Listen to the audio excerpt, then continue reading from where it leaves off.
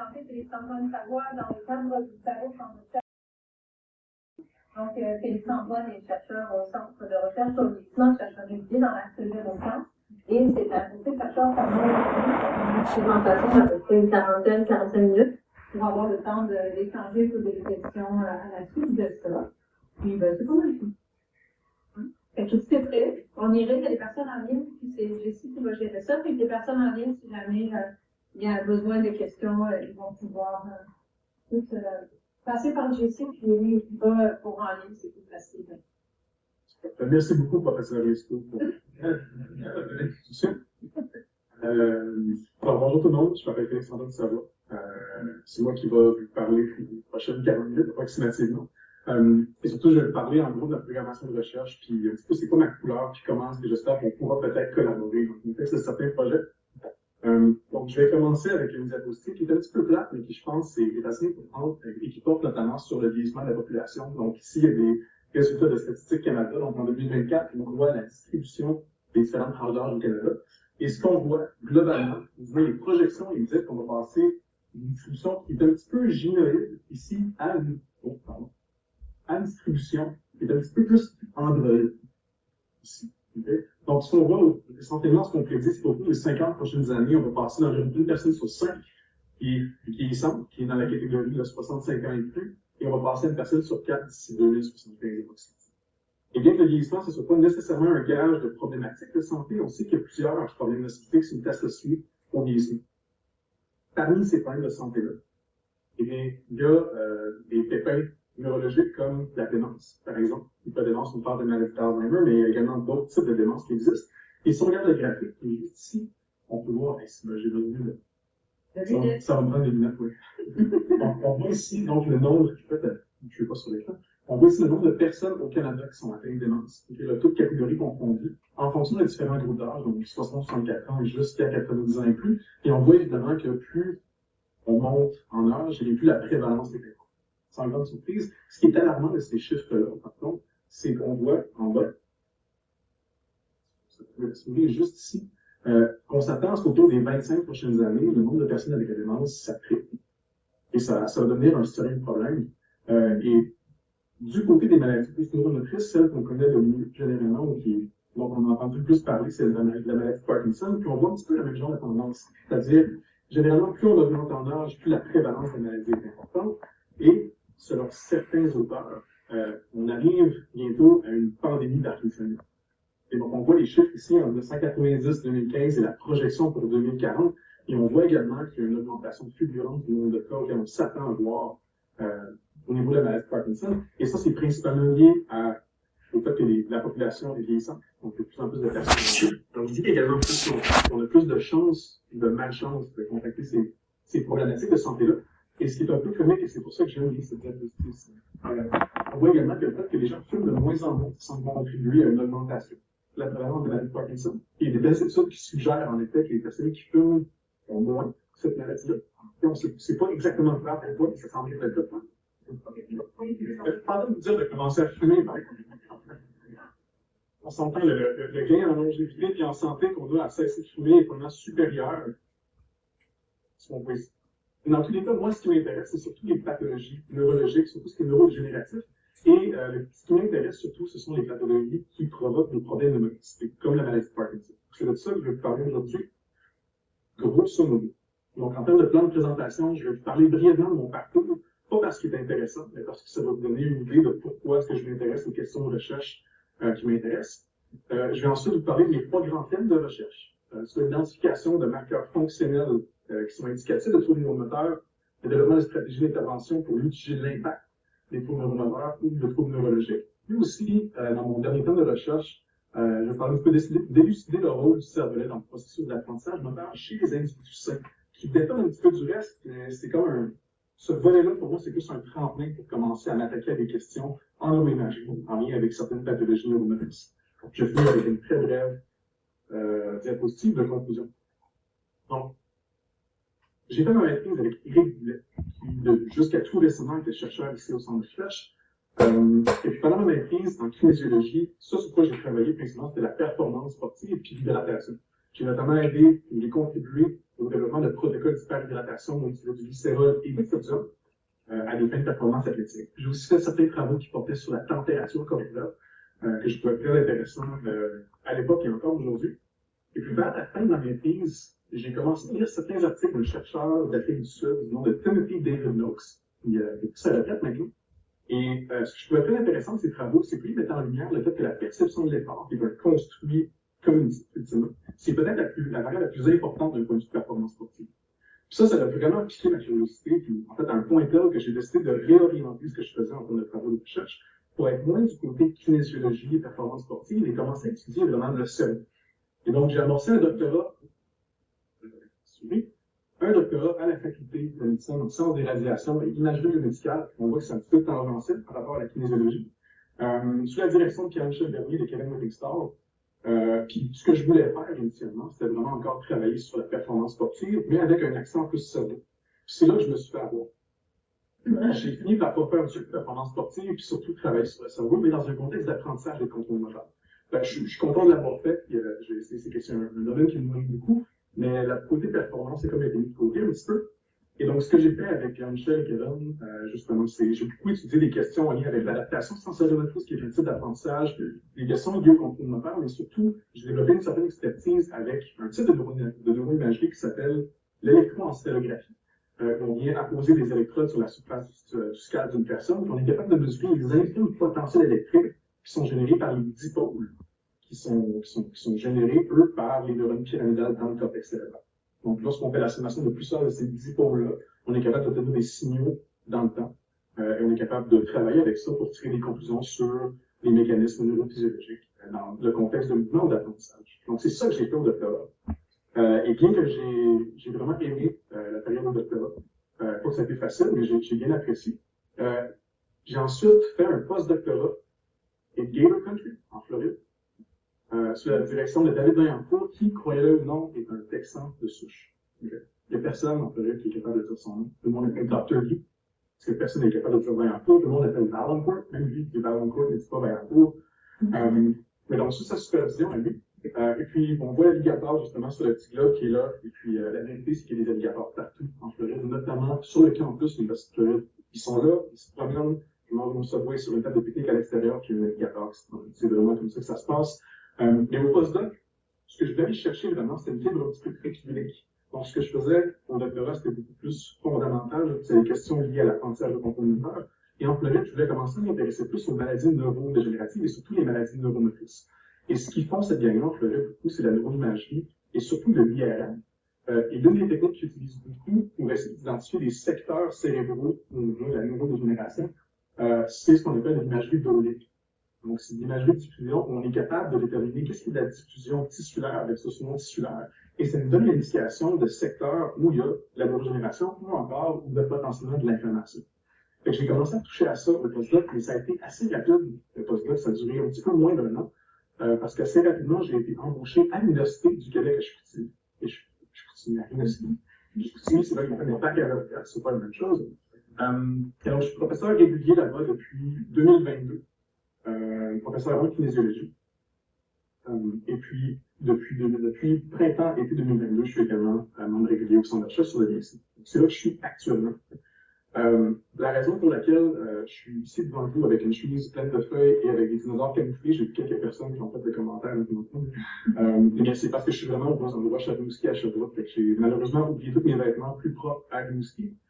Mais j'ai pas toujours l'air d'une scène de Jurassic Park. Je vois aussi un t-shirt de Jurassic Park, j'apprécie beaucoup à écouter. Bon. L'un des projets sur lesquels j'ai travaillé au post-doctorat, c'était cette revue de littérature-ci, qui a été publiée en 2024. On s'est intéressé à essayer de dresser un portrait de la littérature, de l'imagerie par résonance magnétique et l'imagerie nucléaire, donc la PET et la SPECT. Okay. Essentiellement, on injecte un traceur dans une personne, puis on est capable de déterminer à quel endroit est-ce que le traceur se retrouve en fonction des rayons gamma qui sont libres. Et l'idée, c'est de voir ces deux grandes modalités d'imagerie-là. Est-ce qu'il y en a qui sont mieux que d'autres pour répondre à certaines questions en lien avec la pathologie de la maladie de Parkinson? Et le papier est construit de manière comme trois grandes sections. essentiellement. Donc, la première partie s'attaquait aux marqueurs de diagnostic différentiel, parce que même si, là, je ne sais pas si c'est votre cas, mais moi, initialement, quand j'ai commencé le postdoctorat, la seule maladie parkinsonienne que je connaissais, c'était la maladie de Parkinson, qui est devenue la plus fréquente. Mais il y a d'autres maladies connexes qu'on appelle le parkinsonisme pratique, comme la paralysie supranucléaire progressive, qui est un excellent test pour savoir si vous parlez trop vite dans la conférence. Il y a également l'atrophie multisystématisée, qui est également très rare, et le cortical degeneration, je pourrais pas vous le dire en fait. J'ai aucune idée comment on prononce ça, mais dans tous les cas, c'est plusieurs autres maladies qui, au début de ces maladies-là, ressemblent beaucoup à la maladie de Parkinson. C'est important d'être capable de différencier ces pathologies-là parce que le décours de ces maladies-là est complètement différent. Lorsqu'on a la maladie de Parkinson, ça progresse, oui, mais ça progresse relativement tranquillement. Alors que le PSP, la MSA, lorsque ça progresse, c'est assez fulgurant. Typiquement, lorsque la personne a un diagnostic, au bout de 5 à 7 ans, c'est terminé. Les personnes décèdent. Et donc, c'est important d'être capable de poser un bon diagnostic, de différencier les pathologies, parce que la prise en charge est différente. La deuxième section s'attaquait aux marqueurs de progression de la maladie, parce qu'évidemment, dans le contexte d'essai clinique, on veut savoir si le médicament ou l'intervention qu'on fait fonctionne. Donc, il faut avoir des marqueurs qui nous aident à savoir si la maladie progresse de manière différenciée dans les deux groupes de participants, ou dans quelques groupes de participants. Et puis également, on s'est intéressé à savoir s'il y a une ou l'autre des modalités d'imagerie qui étaient intéressantes pour identifier les marqueurs précliniques de la maladie. Parce que, comme vous le savez peut-être, la maladie de Parkinson, c'est pas quelque chose qui se déclare lorsqu'il y a des symptômes moteurs ou une longue phase prodromale. La maladie est comme elle est là, mais les symptômes moteurs sont pas suffisamment importants pour qu'on puisse la détecter. Et puis, quand on peut détecter une maladie précocement, plus on a de chances de pouvoir régler potentiellement le problème. Ce qui m'a frappé en faisant cette littérature-là, c'est qu'après l'ensemble des marqueurs en imagerie se font lorsque les personnes qui ont fait l'imagerie sont complètement passives. Ça, je trouvais ça particulier parce que les maladies, comme la maladie de Parkinson, c'est des maladies motrices. C'est des maladies où les gens ont des difficultés au niveau du mouvement. Et qu'il m'apparaissait plus logique d'essayer de voir est-ce qu'on peut pas trouver des marqueurs dans un contexte de motricité. Si c'est là que les gens éprouvent des difficultés. L'image qui m'est toujours en tête, c'est si j'amène ma voiture au garage. Et puis tout ce que le garagiste fait, c'est regarder la voiture, ouvrir le capot, et tout. Il me semble que ça va être difficile de trouver ce qui cloche avec la voiture. Il me semble que le meilleur stratégie, c'était de la partir, faire un petit tour avec, puis poser sur l'accélérateur, l'amener dans la rue. On peut trouver certains effets comme ça. Et puis ça, c'est pas pour dire que l'imagerie passive, c'est pas intéressant. Il y a vraiment des belles choses qui se font, des choses très importantes. Mais il me semble que c'est une partie de la littérature qui est largement sous-explorée. Et donc, c'est un petit peu ça le premier thème de recherche qui m'intéresse, c'est d'essayer d'identifier des marqueurs fonctionnels qui seraient indicatifs des troubles neuromoteurs. Donc, dans les prochaines diapositives, je vais faire un rapide topo de la maladie de Parkinson. Vraiment les très grandes lignes, parce qu'il y a quelques éléments en lien avec un premier projet dont je vais vous parler, qui est un petit peu plus... il y a des petites subtilités. Fait que je vais passer un petit peu à travers la maladie, puis on va enchaîner par la suite. Parfait. Donc, voici un cerveau. Et cette partie où j'ai placé une petite bulle noire ici, juste là, on a ce qu'on appelle la substance noire transcérébrale. C'est une petite région dans le fond cérébral où il y a énormément de neurones dopaminergiques. Et on voit ici la coupe transversale du mésencéphale qu'on voit chez une personne qui est saine, une personne qui n'a pas la maladie de Parkinson. On voit que c'est très coloré ici en noir. La raison pour laquelle c'est en noir comme ça, c'est qu'il y a la dégradation de catécholamine, parce que la dopamine, c'est un catécholamine dans ces secteurs-là. Parce que s'il n'y a pas de catécholamine à l'intérieur d'une cellule, c'est cytotoxique, puis les cellules finissent par mourir. Donc, il faut les dégrader, puis ça crée un pigment qu'on appelle la neuromélanine, qui colore cette région. Donc, généralement, surtout dans le tronc cérébral, lorsqu'il y a des régions qui sont colorées comme ça, comme la substance noire parce compacte, ou un petit peu en amont, un petit peu plus bas, le locus ceruleus, qui veut dire endroit bleu, eh bien, ils ont cette couleur-là parce qu'on dégrade des neurotransmetteurs de type catécholamine. D'ailleurs, là, je pense à jouer à Aline aussi, là. Je sais que tu manges des bananes noires partout. Puis, juste comme ça, les taches noires sur les bananes, c'est littéralement la dopamine qui est dégradée dans le fun fact, c'est vraiment le cas. Mais donc, chez une personne saine, on cumule cette espèce de traces noires-là parce qu'il y a des neurones dopaminergiques et il faut qu'on catabolise un petit peu ces neurotransmetteurs-là pour éviter que ce soit cytotoxique. D'ailleurs, ça fait en sorte aussi que chez des enfants, si par exemple il y a un décès d'un enfant et qu'on fait des coupes cytologiques comme ça, on ne voit pratiquement pas de coloration. Parce que ça prend du temps avant qu'il y ait une accumulation de ce recoupement-là dans le fond cérébral. Juste à côté ici, on voit chez une personne qui serait parkinsonienne, puis on voit clairement que la portion qui est noire, elle est pratiquement absente. Donc, il y a une perte de neurones dopaminergiques qui est très importante très importante. La raison pour laquelle on voit une diminution de ce photopigment-là, c'est que les cellules meurent et éventuellement c'est phagocyté, et puis la neuromélanine va être recyclée et va être envoyée ailleurs. Donc ça, c'est une des caractéristiques principales de la maladie de Parkinson, c'est une réduction des neurones dopaminergiques, notamment dans la substance passe. Dans un secteur un petit peu plus haut au niveau du putamène, qui fait partie des neurones centraux, on voit également une perte de projection dopaminergique. Donc, la substance noire projette vers le putamène, entre autres, qui est la région qu'on peut voir à l'écran ici. Et dans le cas de ces coupes psychologiques-là, c'est coloré pour la tyrosine hydroxylase, qui est l'une des enzymes qui est importante pour produire la dopamine. Et ce qu'on voit chez une personne contrôle, ici, une personne qui n'avait pas la maladie de Parkinson, on voit que c'est très coloré. Donc, on a beaucoup de tyrosine hydroxylase. Et on a ensuite une personne qui est décédée 1 an après son diagnostic de Parkinson, 3 ans, 4 ans, 5, 11, 14 et 15 ans. Et ce qui est frappant ici, c'est qu'à partir d'à peu près 4 ans, on devine qu'il n'y a près plus d'activité dopaminergique dans le système. C'est assez rapide qu'on perd après l'ensemble de l'intégrité de ce système. Et tout indique que lorsque les premiers symptômes moteurs se manifestent pour cette maladie-là, eh bien, il y a déjà entre 30 et 60% des neurones dopaminergiques qui sont partis, qui sont plus là.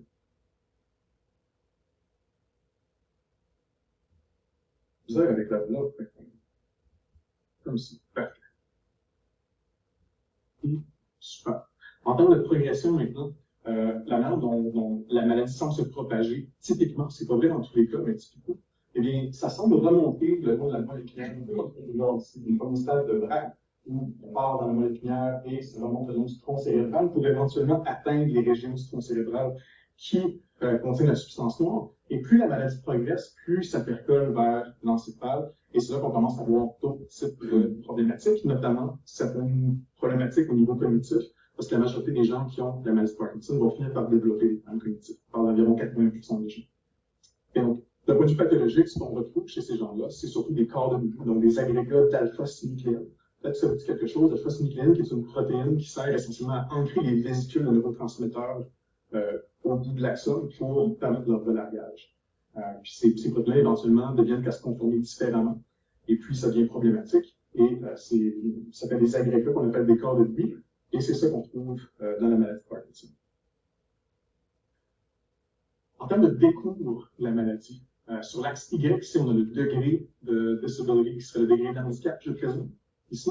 Et on a toute la partie supérieure ici, qui sont les éléments plutôt moteurs et les éléments non moteurs qui sont ici. Plus on diverge de la ligne horizontale, plus on se déplace soit vers le bas ou vers le haut, plus graves sont les symptômes. Et ce qu'on voit, c'est qu'au moment du début des symptômes moteurs, évidemment, ça prend un petit bout de temps avant qu'on diagnostique la personne parce que il faut que la personne se rende compte qu'il y a quelque chose qui cloche et qu'elle consulte. Et une fois qu'on a le diagnostic, ensuite, on commence à voir apparaître progressivement plus de troubles moteurs. On parle de bradykinésie, donc un ralentissement généralisé des mouvements, la rigidité des membres. Lorsqu'on essaie de déplacer les membres passivement, c'est plus difficile. Des tremblements également. Et puis progressivement, ce qu'on voit, c'est des difficultés au niveau de la marche et de l'équilibre, qui sont évidemment problématiques chez ces gens-là. Du côté non moteur, maintenant, on voit un petit peu la même chose. Ça semble être dégénératif également. Et ce qui est intéressant, c'est qu'on voit que pour ce qui est des symptômes non moteurs, il y a des éléments qui précèdent largement le diagnostic. Donc, c'est un petit peu ce que je vous disais tout à l'heure. Il y a une longue phase prodromale à cette maladie-là. Et malheureusement, les symptômes prodromaux ne sont pas trop spécifiques. Hein. On parle de dépression, anxiété, constipation, hyposmie, donc de la difficulté au niveau de l'odorat. Et bien que ce soit des signes potentiellement précurseurs de la maladie, je ne sais pas parce que vous avez fait une dépression que vous allez avoir la maladie de Parkinson. C'est pas spécifique dans ce sens-là, mais l'un des contextes qui est très spécifique, c'est le Rare Sleep Behavior Disorder. Donc, ça qui est un très beau modèle préclinique de la maladie de Parkinson. Et ça, ce sont des gens qui, lorsqu'ils dorment, on appelle ça le trouble du sommeil paradoxal, et ce sont des gens qui, lorsqu'ils dorment, et qui sont dans leur phase de sommeil paradoxal, c'est-à-dire lorsqu'ils rêvent et que vous et moi, nos yeux vont juste bouger beaucoup dans un texte complètement atonique, ces gens-là font essentiellement du somnambulisme. Ils bougent énormément et vont bien souvent blesser le conjoint, puis c'est comme ça qu'ils finissent par consulter et réaliser qu'ils ont ce trouble-là. Donc, j'ai un exemple ici, une petite vidéo. On va voir ici. Il y a quelqu'un qui dort. Polysomnographe. On dirait qu'il claque seulement, mais il va se mettre à jouer au baseball.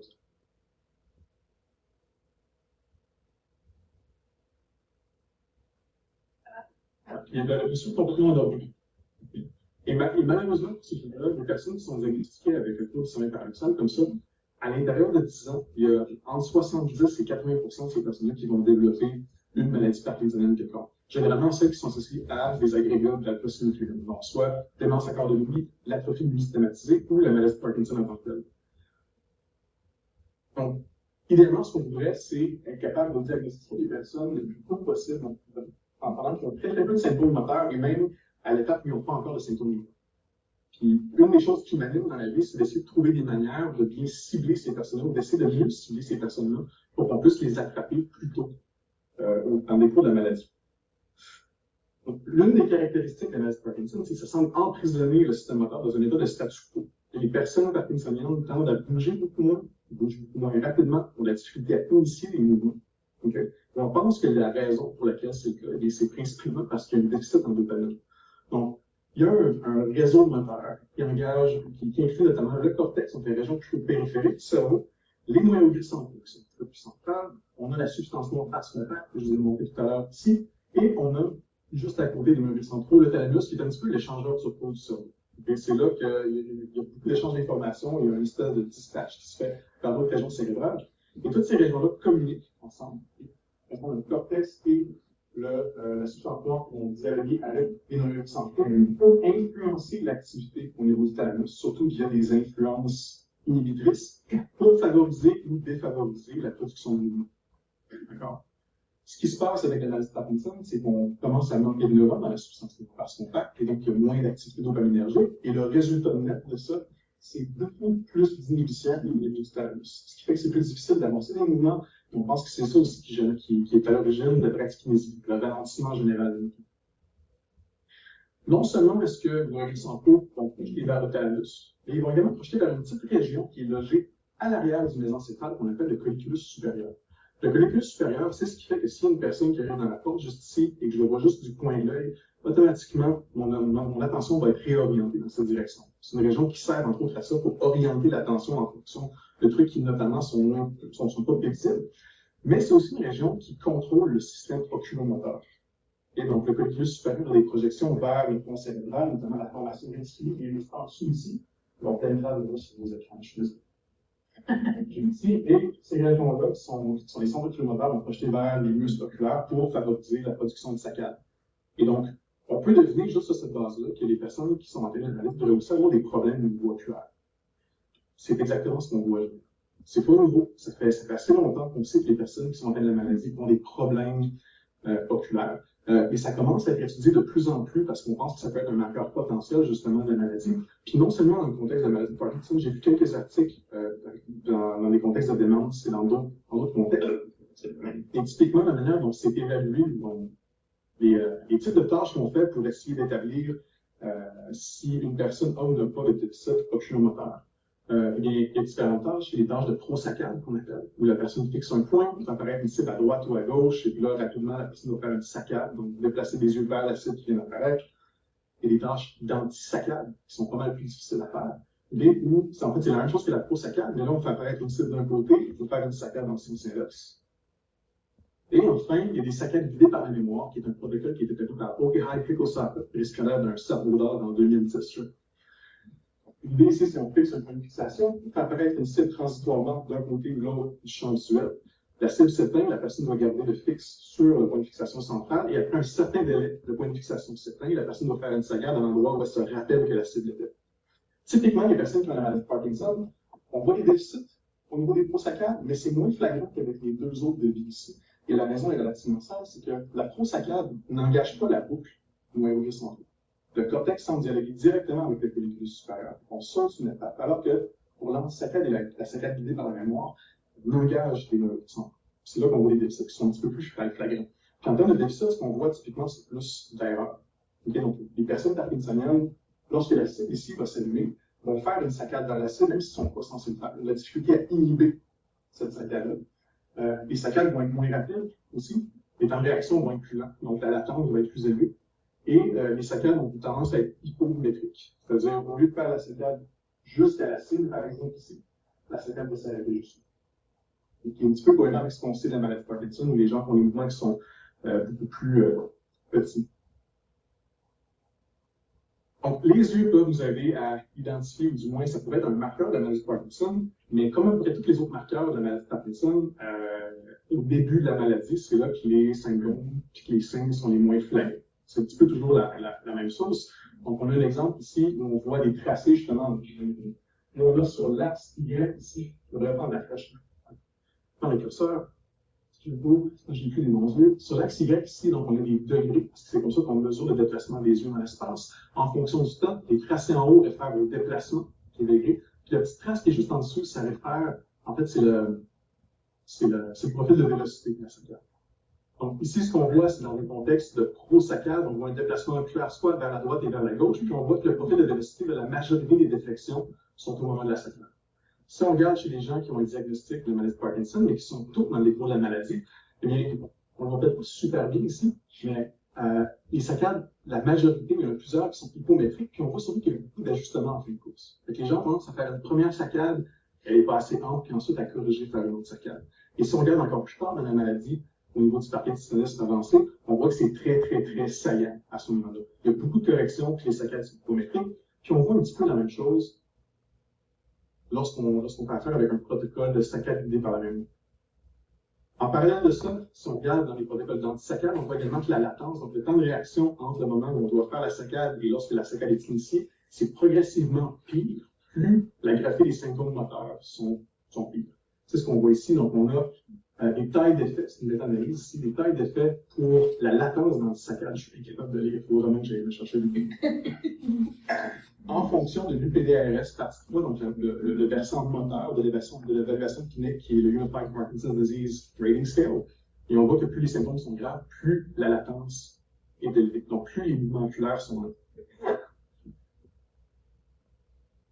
Fait que là, moi, la problématique que je vois dans la littérature-là, puis avec le sous étant donné que j'ai le désir d'essayer d'utiliser les yeux comme étant un marqueur potentiel de la maladie, c'est que j'aimerais qu'on soit capable d'exacerber les anomalies oculaires dans la maladie de Parkinson, surtout au début de la maladie, parce que ça pourrait être un réglage intéressant. Ça, je me suis posé la question, c'est de voir comment est-ce qu'on pourrait faire pour augmenter les déficits oculaires qu'on voit dans la maladie.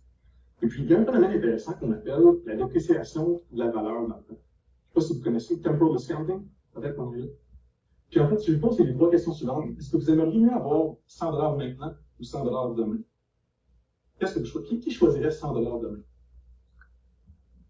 C'est ce que je pensais. Si je dis 100$ maintenant ou 120$, qui choisit 120$ demain? Ok, pas bien, mais c'est quand même comme une question sur deux, peut-être. Parfait. Entre 100$ maintenant et 120$ dans 5 ans, par exemple, qui prend 120$ dans 5 ans? Ouais, personne.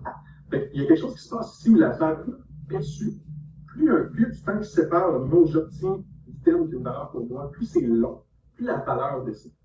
Lorsqu'on modélise ce genre de choses-là, on obtient des courbes qui ressemblent à ça ici. C'est une courbe de dépréciation de la valeur en fonction du délai.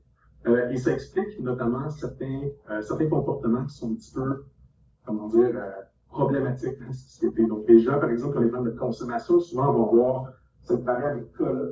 On va faire parfois la variable de l'implicité qui va être plus élevée. Donc, c'est des gens qui ont vraiment une préférence pour le truc que je veux maintenant plutôt que plus tard. C'est la raison aussi pour laquelle, lorsque je mange des biscuits, je veux la finir de boire des biscuits. Demain, ils n'ont pas la même valeur des biscuits. C'est là. Ce qui est intéressant dans un point de vue moteur, c'est que la partie délai, dans les questions que je vous pose, le délai est fixe, mais lorsqu'on pense à la motricité, c'est qu'on a un moyen pour venir raccourcir ce délai-là. Si je conduis de Rimouski et je m'en viens à Sherbrooke, je sais que je vais voir mon chien à Sherbrooke. Ça, c'est une grande avance. Je vous garantis que je conduis beaucoup plus rapidement lorsque je fais Rimouski, Sherbrooke, et quand je fais Sherbrooke, Rimouski. Parce que je peux réduire ce délai-là, je peux atteindre mon chien, puis à un moment, il y a une valeur qui est plus élevée, il y a moins de délai. Puis c'est généralement ce qu'on tend à voir dans la littérature.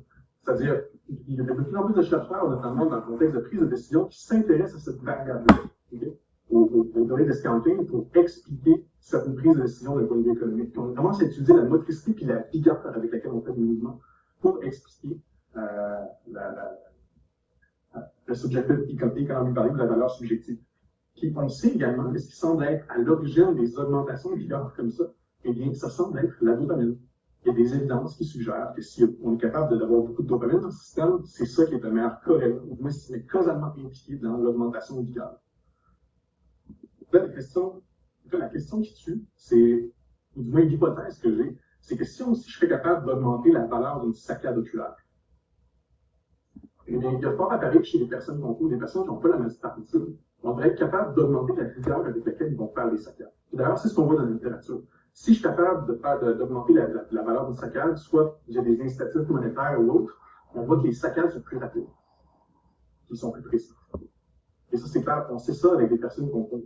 Chez les personnes parkinsoniennes, on pourrait devenir une hypothèse que même si on augmente la valeur d'une saccade, il devrait avoir moins d'incidence sur la rigueur, moins de changements, parce qu'on a un gros potentiel dopaminergique, moins un gros potentiel de monnaie d'échange pour mettre l'effort à la tâche. Et donc, c'est un petit peu là que je m'en vais. Puis l'hypothèse que je poserais, c'est qu'en augmentant donc la valeur de saccade, on devrait être capable de creuser l'écart entre les personnes contrôles et les personnes parkinsoniennes pour mettre en évidence davantage ces problématiques oculaires. Mais comment est-ce qu'on augmente la valeur de saccade? On peut évidemment donner de l'argent à tout le monde. Mais d'un point de vue clinique, c'est peut-être pas la meilleure chose à faire, parce que ça va commencer à coûter cher au système de santé. Mais ça reste une avenue que je vais explorer dans le projet dont je vais vous parler.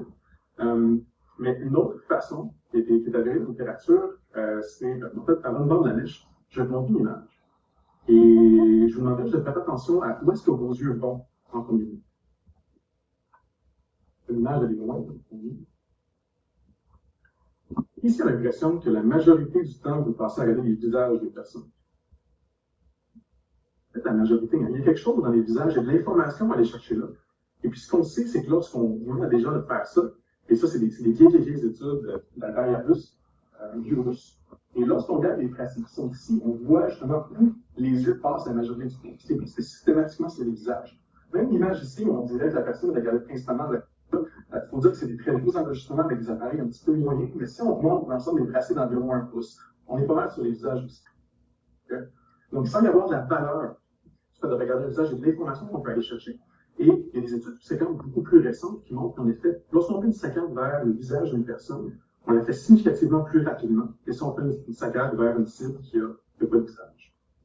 Et donc, ça, c'est la deuxième stratégie que je vais utiliser pour essayer d'augmenter la valeur de saccade. Parce que ce serait vraiment facile de demander à des gens de faire des saccades vers les visages, comparativement à leur dire, je vais donner une pièce ou deux si tu fais une saccade. Et donc, il y a un projet pilote qui va s'amorcer relativement bientôt. Je suis en train de finir la demande éthique ici, où on va avoir deux groupes de participants, un groupe de contrôle et un groupe de personnes avec la maladie de Parkinson, idéalement des personnes qui sont parkinsoniens de nouveau, qui ont un diagnostic assez récent. Et tout simplement, je vais leur faire une tâche de saccade guidée par la mémoire, comme je vous ai explicité tantôt.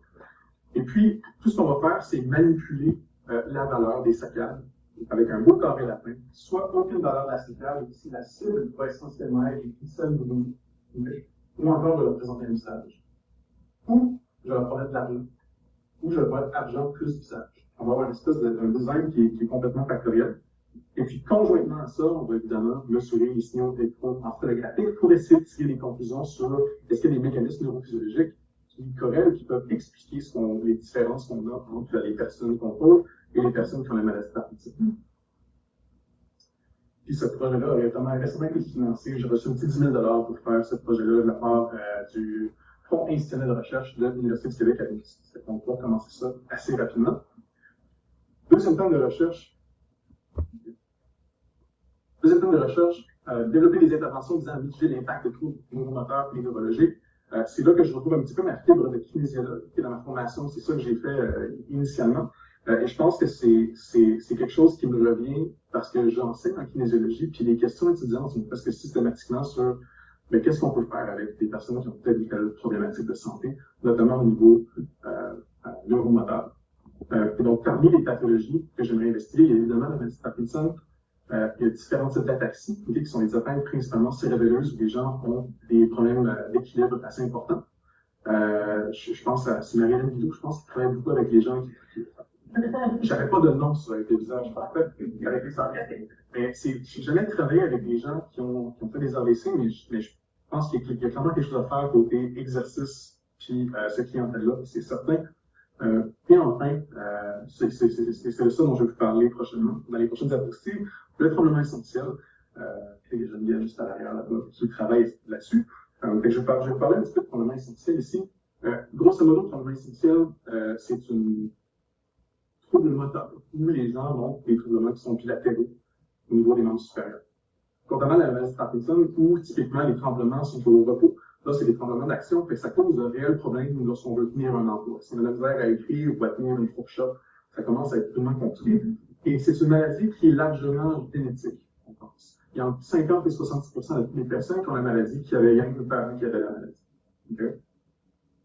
En termes de pathologie, c'est pas très clair ce qui se passe avec ces personnes-là. Ce qu'on sait, c'est qu'il y a des différences morphologiques dans les neurones principales qu'on trouve dans le cervelet, okay, les neurones Purkinje, puis également la connectivité entre ces neurones-là, puis l'arborisation dendritique qu'on peut voir ici. Ça, c'est un neurone Purkinje chez l'humain.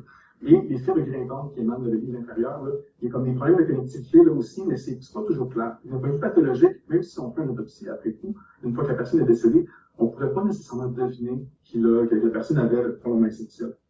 Ce qu'on sait par contre, c'est que c'est une pathologie qui semble engager un réseau qui implique le cortex moteur, les régions du thalamus et le cerveau. Et d'ailleurs, il y a une couple d'études qui nous mettent, je ne sais pas si tu as un compte lorsqu'on a feuilleté la littérature, là, il y a une couple de case reports qui montrent que des personnes qui ont fait un AVC, au niveau du thalamus, ça règle complètement le tremblement essentiel. D'ailleurs, l'une des solutions qu'on a pour ces problématiques-là, il doit y avoir il y avait probablement d'autres problématiques, mais c'est réglé cette problématique-là. Puis on sait que l'une des solutions pour des personnes chez qui c'est beaucoup trop important, c'est une thalamotomie. Donc, c'est de créer des lésions dans le thalamus pour essayer de briser un petit peu l'activité au sein de ce réseau-là. Okay? Et donc, c'est quelque chose qui engage le cervelet, du moins qui implique le cervelet de tremblement essentiel. Et puis ça mène à parler de tremblement essentiel puis d'entraînement physique. Puis la vérité, c'est que pendant le postdoc, j'ai eu la chance de travailler avec quelques personnes qui avaient tremblement essentiel, dont une dame, qui participait à un projet, on faisait de la stimulation magnétique transcrânienne au niveau du cervelet pour essayer de voir si on peut pouvoir arriver à quelque chose avec ces personnes-là. Puis, en discutant avec la dame, lorsqu'on parlait de ses médicaments, elle me dit « Oui, je prends des médicaments, mais ça ne fait pas grand-chose les médicaments. Ce qui m'aide vraiment, c'est de faire des push-ups. » J'étais comme « Ah, ok, parlez-moi en plus. » Puis elle finit par me dire que si elle ne fait pas de push-up dans sa journée, elle dit, elle tremble le plus, qu'elle dit, c'est pas l'affaire qui est dans ma tête, je le ressens. Ça, c'est comme c'est resté un peu sur le back burner, puis j'y pensais un petit peu. Puis j'ai fini par chercher un petit peu dans la littérature, puis il semble en effet y avoir un lien entre la quantité d'activité physique qu'une personne fait et la gravité des symptômes de tremblement essentiel. Là, on ne sait pas si c'est-tu la polytote, parce que c'est parce qu'ils ont moins de tremblements qui font plus d'activité physique, ou est-ce que c'est l'activité physique qui fait en sorte qu'ils ont moins de tremblements, on n'est pas trop certain. Ça fait qu'avec Geneviève, justement, étudiante à la maîtrise, c'est extraordinaire à la maîtrise, on a commencé à travailler sur une scoping review, une revue d'apportée sur tremblement essentiel et intervention comme activité physique et entraînement.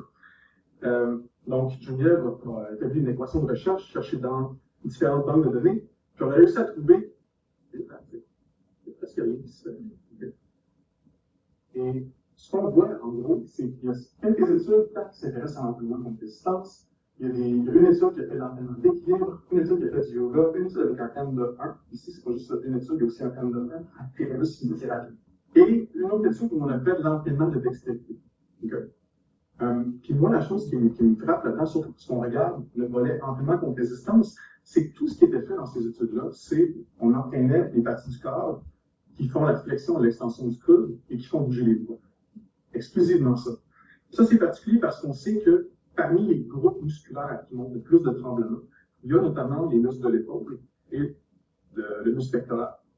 Et puis, c'est quelque chose qui n'est pas travaillé du tout dans ces études-là. Et l'autre élément qui était très surprenant, c'est le fait qu'il n'y a aucune étude qui s'intéressait à l'entraînement cardiovasculaire. Puis on sait que l'entraînement cardiovasculaire, c'est l'une des modalités d'exercice qui semble avoir le plus gros impact sur notre santé cérébrale. Et donc, s'il y a quelque chose que moi j'aimerais faire, c'est d'investiguer, voir est-ce que le fait de faire l'activité aérobie, ça peut potentiellement aider à mitiger les symptômes. C'est qu'on est resté un petit peu là-dessus avec Geneviève, et puis on s'est dit, mais on va monter un protocole, puis on va essayer de faire une intervention pour voir si on peut pas arriver à quelque chose avec cette clientèle-là. Et on a un protocole, c'est bien parti à l'éthique, ça a été subventionné par le CDRV, Initiative stratégique, très cool. Mais globalement, ce qu'on va faire dans cette étude de faisabilité-là, c'est une intervention de 12 semaines où les gens vont venir au centre de recherche MT 56 s'entraîner à 3 reprises, où ils vont faire de l'entraînement combiné, donc l'entraînement cardiovasculaire et de la musculation. et on va faire une évaluation avant et après. Donc, on va évaluer la gravité de la maladie avec un questionnaire clinique ou un échec clinique qui l'a fait face, la qualité de vie avec le quest, on va faire une batterie de tests fonctionnels également pour voir si le fait de s'entraîner, ça peut améliorer aussi leur capacité fonctionnelle. Un test de dextérité manuelle qui est le Purdue Pegboard, où il faut rentrer des petits bâtons de métal dans des trous le plus vite possible. Et on a, grâce à justement du PESI, entre autres, le montage, un appareil qui va nous permettre de mesurer le tremblement de force également chez ces participants-là pour voir si on n'est pas capable de réduire ces tremblements.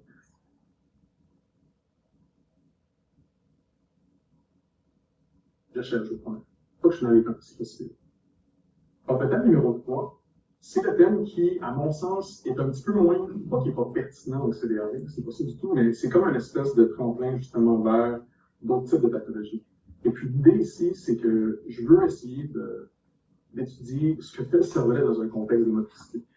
Et pour faire une histoire, courte, mais typiquement quand c'est moi qui parle, c'est un peu long, mais on peut schématiser les boucles sensorimotrices, c'est un petit peu comme c'est ici. C'est-à-dire, initialement, ce que le corps va faire, c'est répertorier où est l'effecteur, donc le truc avec lequel je vais faire une action, et où est la cible, ce avec quoi je vais interagir. Par exemple, ma tasse ici. Il faut identifier où sont ces éléments-là, puis comment ils se positionnent dans l'espace, comment ils se déplacent dans l'espace. C'est ce qu'on appelle l'estimation d'état. Et ça, on pense que c'est le cortex pariétal qui fait ça, principalement. Et une fois qu'on a cette information-là, on pense que l'information est acheminée à un contrôleur, qui est probablement le cortex moteur primaire. Et ensuite, il y a des commandes motrices qui sont envoyées à l'appareil locomoteur, et puis on bouge, il y a des retours sensoriels qui vont retourner à l'estimateur d'état, comme une espèce de boucle comme ça qui tourne continuellement. D'accord? Le problème avec le modèle tel qu'il est actuellement à l'écran, c'est qu'il y a des délais de conduction et de transduction sensorielle. Et c'est pas instantané, ces choses. Okay? Donc, s'il y avait que ça, on vivrait dans le passé. On ne vivrait pas en live. Ce qui serait problématique. Donc, ce qu'on pense que notre cerveau détient, c'est ce qu'on appelle des modèles internes, qui sont un petit peu des modèles génératifs, donc qui génèrent des données. Dans ce cas-ci, on pense que c'est des modèles qui génèrent des prédictions qui ne sont pas dérivées, sur la base d'une copie d'efférence, donc une copie des commandes motrices. Donc, en tout point, les commandes motrices sont utilisées pour générer des prédictions de ce que va être le prochain état du système. Et nous, notre cerveau, fonctionne avec ces prédictions-là en temps réel, et lorsque les retours sensoriels arrivent à l'encéphale, on peut ajuster les prédictions au fur et à mesure. On est capable d'avoir un contrôle moteur qui n'est pas au prix avec les délais de construction. Et on pense que c'est dans le cervelet que sont localisés ces modèles internes. Bien entendu, il est important d'avoir des modèles internes précis si on veut être capable de fonctionner optimalement. Je veux dire, si les prédictions ne sont pas bonnes, on ne peut pas avancer à grand-chose. Puis je pense que le plus bel exemple de modèle interne qui est très bien fonctionnel et qui est bien rodé, c'est vous lorsque vous conduisez votre voiture. Parce que je présume que la majorité d'entre vous, vous conduisez relativement bien votre voiture. Mais je ne sais pas si vous êtes sûrement déjà arrivé de conduire une voiture qui n'était pas la vôtre. Est-ce qu'on est pas aussi bon qu'avec la nôtre? Non, tu sais, la pédale de frein, il faut peser plus fort ou moins fort, la pédale d'accélération est un petit peu prime, le volant, tout est un petit peu tout proche, ça prend un certain temps avant qu'on s'habitue, qu'on soit capable de bien prédire et d'anticiper le comportement de la voiture pour avoir un comportement optimal. J'en profite ici pour faire un message d'intérêt public.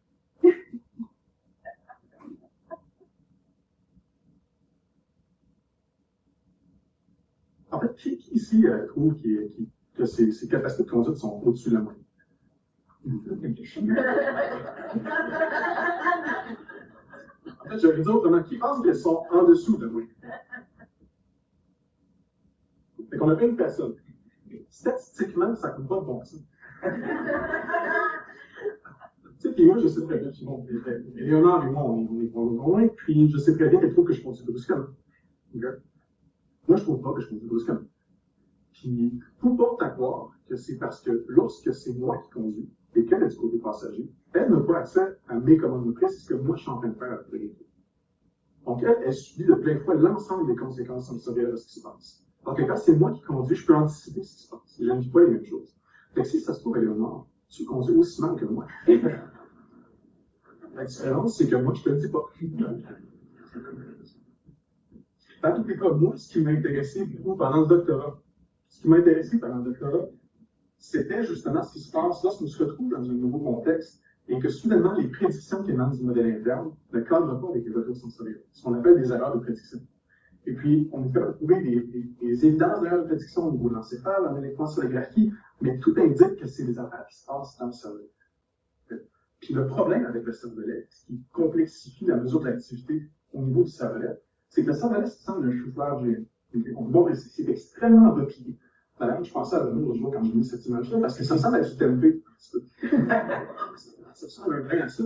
Mais le fait que ça soit autant replié, ça fait en sorte que les pôles qui sont à l'origine du signal électroencéphalographique, plus souvent qu'autrement, ils vont être à l'opposé, ce qui devrait annuler le signal qu'on peut mesurer à la surface du scanner. Puis ça, c'est problématique. Fait que pendant les 100 dernières années, on pensait que le cervelet ne peut pas tellement mesurer ce qui se passe dedans à l'aide de l'électroencéphalographie. Puis en 2020, lorsque je finissais mon doctorat, il y a 2 articles de revue qui semblaient dire le contraire. Du moins, il y en a un ici qui argumentait que ça devrait être possible, puis il y en a un ici qui a fait des simulations littéralement avec un cervelet qui a été passé à l'IRM et qui sont allés montrer qu'en effet c'était possible. Et donc, j'ai une partie en programmation de recherche qui vise à identifier des signaux de manière non évasive avec l'électroencéphalogramme d'activité cérébelleuse dans les contextes de motricité. Et c'est une programmation de recherche pour laquelle j'ai eu du financement de CRSMG pendant maintenant les 4 prochaines années. Et puis, ce que je veux faire globalement, c'est utiliser ces techniques-là pour ensuite les transposer vers des populations qui sont symptomatiques. Tremblement essentiel, ça semble être cérébelleux. Tremblement de la maladie de Parkinson, ça semble être d'origine cérébelleuse aussi. L'ataxie, ça semble être cérébelleux. Donc, il y a beaucoup de questions auxquelles on peut essayer de répondre dans un contexte de pathologie neuromotrice en utilisant ce genre de technique-là. Et puis, juste comme ça, s'il y a des gens qui s'intéressent dans la salle, je suis à la recherche d'un étudiant de doctorat pour mener à bien notamment cette programmation. S'il y a des gens qui ont du monde en tête, nous voir. Enfin, pour conclure, c'est par cela, parce qu'on sait que le temps presse, mais si j'avais à faire une espèce de diagramme de veine dans lequel je me trouve, ici, ça ressemblerait à ça. Okay? Donc, les grandes thématiques qui m'intéressent, c'est les troubles neuromoteurs, la kinésiologie et la neuroimagerie. Et puis, je me dis, s'il y a certains de vos projets, là, je suis de près ou loin à ces sphères-là, je serais emballé de pouvoir contribuer à certains projets avec vous autres, de collaborer avec vous. Il s'agit de m'écrire un courriel, peut-être. Puis on pourra s'organiser. Et sur ce, merci pour votre attention.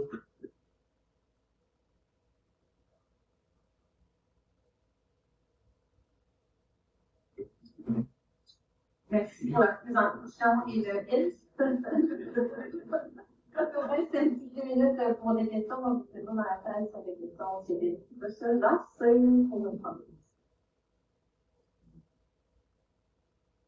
C'est un peu.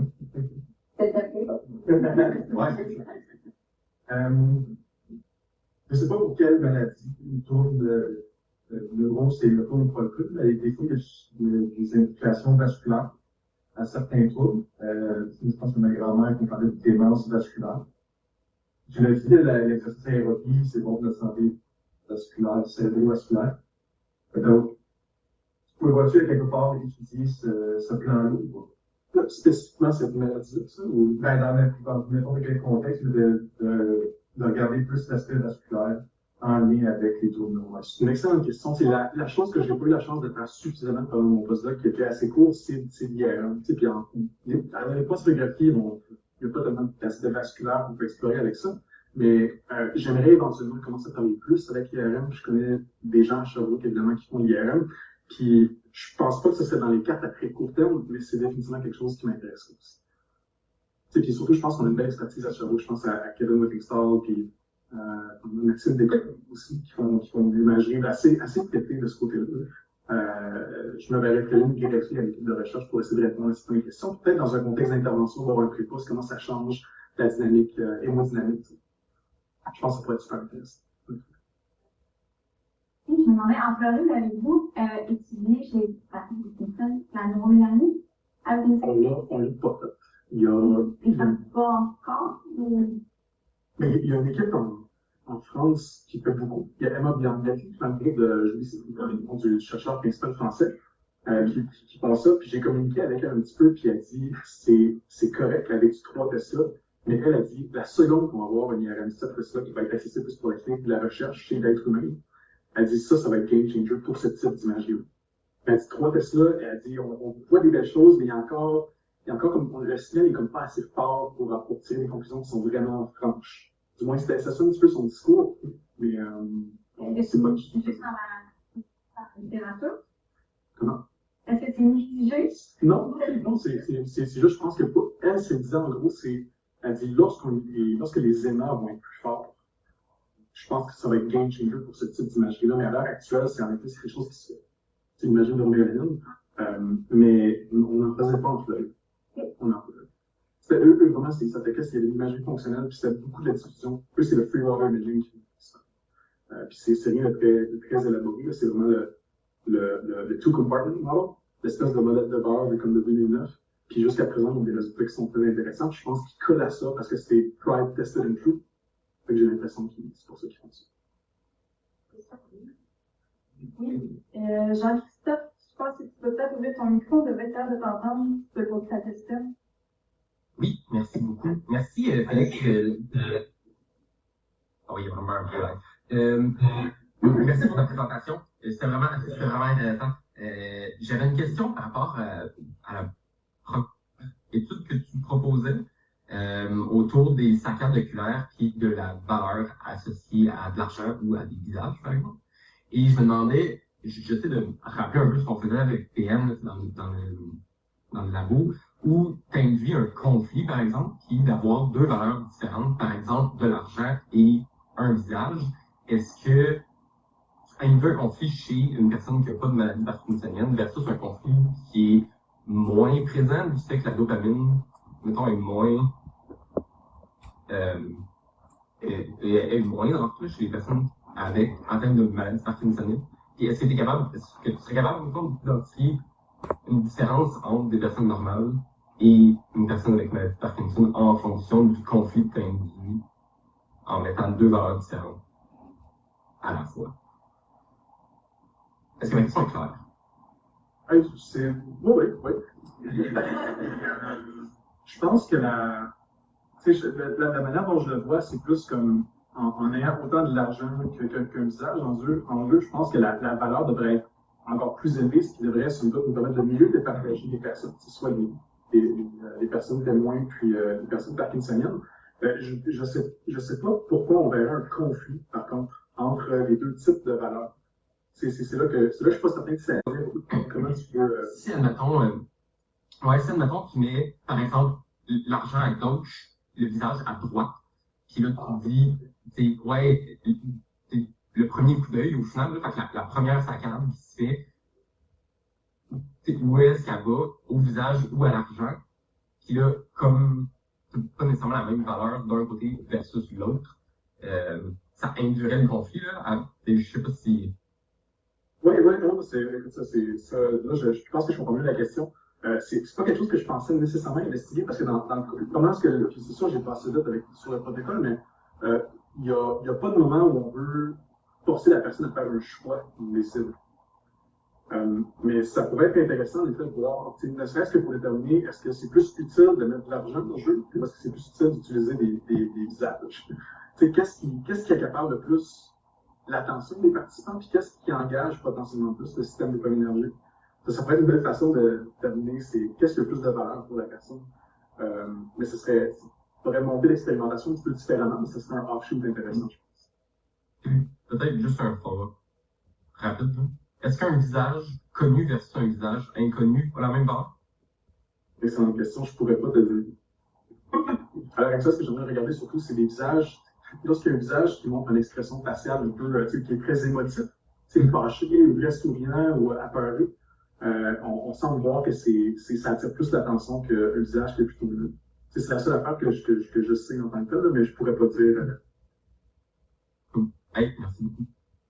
Et ça a arrivé toute sa vie. Donc, sinon, j'avais dit là, j'ai Mathieu, j'ai Cédric, je vais faire la dernière, parce qu'il me dit 58, fait que je vais dire. Bon, très rapidement, dans un premier temps, wow, bravo, quelle présentation tu nous as tenue par la main. C'est des trucs assez complexes, donc je voulais te féliciter ta présentation. Ma question, c'est concernant le tremblement essentiel, l'état d'exercice, tu parlais du projet que vous êtes en train de mener avec Geneviève. Tout ça vient d'une observation d'une dame qui te dit que est-ce que d'un point de vue neurophy ou explicatif, est-ce qu'il y a des bases et sur quel mécanisme on viendrait jouer pour avoir un impact positif avec l'exercice avec l'entraînement? C'est une très bonne question. Puis je pense qu'il y a un des volets qui est possible que juste en augmentant la capacité de la personne, ça se peut que la personne soit plus capable de mitiger le tremblement. Ça, c'est une première possibilité. Le neurophysique, en vieillissant, l'une des choses qu'on sait, c'est que notamment le système inhibiteur, tout ce qui est plus comme GABAergique dans le cerveau, ça semble se déréguler un petit peu. Et puis, il y a des études récentes, il y a deux littératures auxquelles je pense, qui semblent dire que le fait de faire l'exercice, puis surtout l'exercice aérobie, ça peut aider à rétablir ces fonctions. Puis ce qu'on sait avec le complément essentiel, c'est que les médicaments qu'on donne, souvent, c'est des agonistes GABAergiques. C'est ça qui semble avoir le meilleur effet. Tout comme le fait de prendre un petit verre, ça aide aussi au tremblement. C'est-à-dire que le fait d'augmenter le niveau d'inhibition, ça favorise moins le tremblement. S'il y a quelque chose, s'il y a un facteur sur lequel ça pourrait agir, je pense que ça serait là-dessus. Potentiellement, en rétablissant l'espèce d'équilibre excitation-inhibition, potentiellement, c'est un peu la seule chose qu'on voit à la lecture. Outre ça, Voilà, c'est en train de dire que ou l'exercice ou un verre, ça peut être un.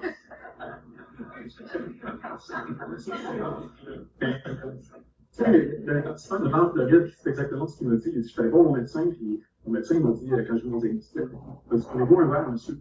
Puis je me suis fâché, puis je suis sacré mon vie. Puis plus tard, il a compris que le médecin lui posait la question parce que souvent, on prend un verre de manière aiguë, ça calme les tremblements parce qu'il y a plus d'inhibition.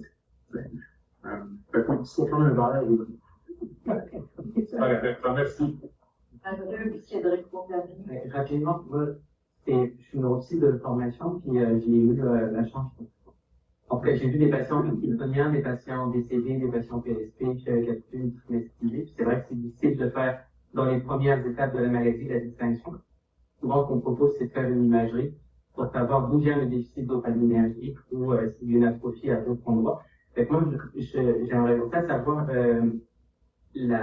l'aspect plus clinique de ce que tu proposes comme outil pour mesurer les saccades oculaires, comment ça se manifesterait d'un point de vue en routine clinique dans le fond. Mais tu sais, les oculomètres qui existent actuellement sont, je pense qu'ils sont, je ne sais pas si c'est facile d'utilisation, ça prend un certain degré de connaissance pour les opérationnaliser, mais je pense que c'est des outils qui sont assez faciles à utiliser, tu sais, puis je pense que c'est facile de développer des routines de traitement de données qui font en sorte que ça serait facilement implémentable dans le clinique. Là, tu sais, puis là, c'est vraiment open, mais moi, je pense surtout, tu sais, à nos fichus téléphone avec des caméras. Tu sais, puis juste la caméra derrière ici, je pense que maintenant, ça peut enregistrer à comme 240 Hz. Tu sais, puis si la caméra frontale peut commencer à faire ça aussi, et puis il y a des gens pas mal plus intelligents que moi, notamment en ingénierie, qui sont capables peut-être de développer des applications qui permettraient de monitorer les mouvements oculaires, alors qu'on, tu sais, on pense que, moi, je pense 4 heures par jour, c'est un maudit rectangle, tu sais. Mais si on est capable d'avoir toutes ces données-là chez les personnes qui sont atteintes d'une pathologie comme ça, mais peut-être qu'on est capable de suivre la progression de la maladie après. Fait que je pense que c'est juste un premier pas, mais idéalement, on veut pas que ça soit un oculomètre dans un laboratoire, à l'hôpital. Je pense qu'on voudrait que ce soit des trucs qui soient portatifs, mais c'est un petit peu plus longtemps. Fait que, à court terme, je pense que c'est plus fondamental un petit peu, mais l'objectif, ça va être jamais ça. Définitivement. Un dernier petit truc par rapport à ce que tu disais tout à l'heure sur les visages. Je pensais que tu allais me parler de Jurassic Park. Non, ça on tombe après. Non, il y a des données qui ont montré qu'on était capable, des données électroscopiques, de montrer qu'on comprenait mieux un visage, enfin on analysait plus rapidement un visage en douleur. Et donc je montre un visage, puis on est... Mon Dieu, j'avais vraiment pas parlé plus.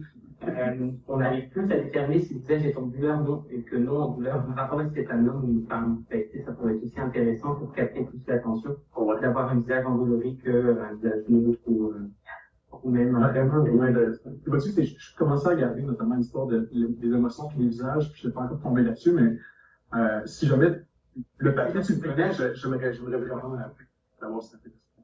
Merci.